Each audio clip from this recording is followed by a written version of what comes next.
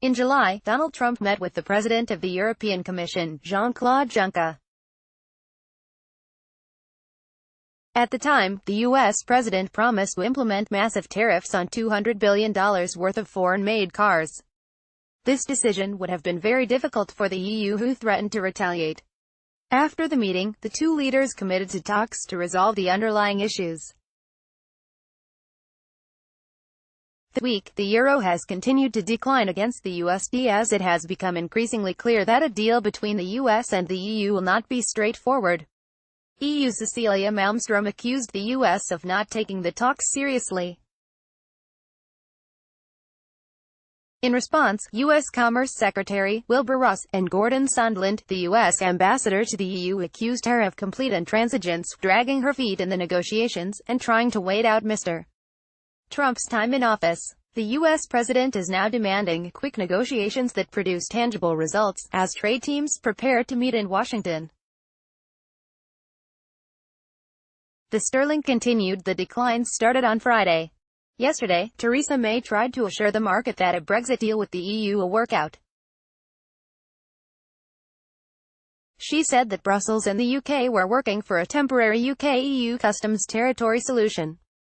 In recent weeks, it has become clear that a deal between the EU and the UK will be difficult, especially when it comes to the Irish border.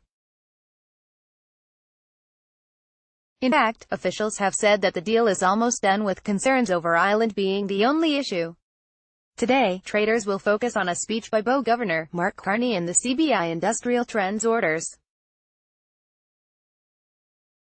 Crude oil prices declined slightly in the Asian session after Saudi Arabia said that it committed itself to a responsible role in the energy markets. This is after the country's new leaders faced the toughest challenge after the killing of Jamal Khashoggi. Investors are waiting for a response from the Trump administration.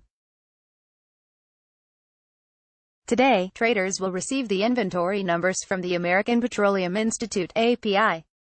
This is after last week's drawdown of 2.1 million barrels went in the opposite direction to EIA's inventories of 6.5 million barrels.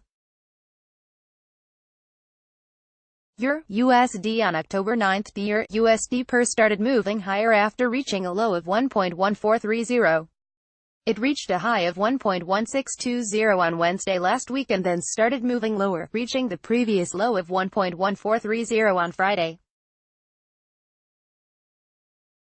Yesterday, the pair opened at 1.1570 and then fell sharply. Today, these declines continued and the pair reached an intraday low of 1.1453. Therefore, with no major economic data from the EU and the US, the pair will likely continue with the path of least resistance and decline to the 1.1430 level. This is confirmed by the double EMA, MACD, and the Money Flow Index indicators. Euro-CHF starting from early September, the Euro-CHF pair has moved from a low of 1.1182 to a high of 1.1500. In this trend, the pair has moved in an equidistance channel as shown below.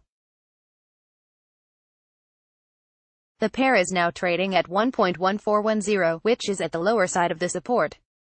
It is below the 14 and 28-day EMA. Today, the pair could attempt to move higher as it tries to approach the resistance price of 1.1500. A decline below 1.1410 will see the pair move lower to below 1.1400. XPD USD Palladium was the best performing metal in 2017, gaining by more than 40%. It reached a high of $1,137 per ounce. This year, it dropped to $830. In August, the decline ended and the metal started moving up. Today, the XPD USD pair reached a high of 1125, 12 points lower than last year's high. The double EMA shows that the pair could continue to move higher. The commodities channel index is currently at 282, which is overbought but a sign that the pair could continue moving up.